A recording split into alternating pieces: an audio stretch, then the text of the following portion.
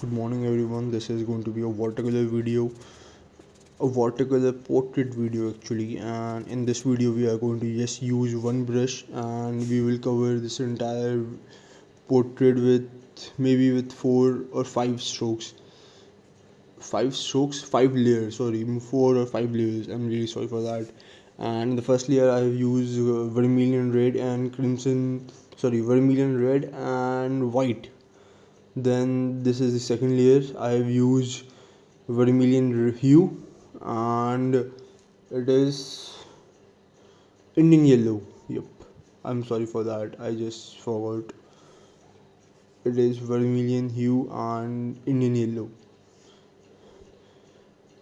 It was going good, quite good right now. You know, I really doesn't think that it will go quite well till now. Let's see what happens afterwards.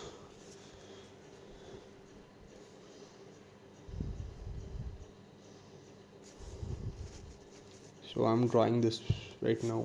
It was really wet.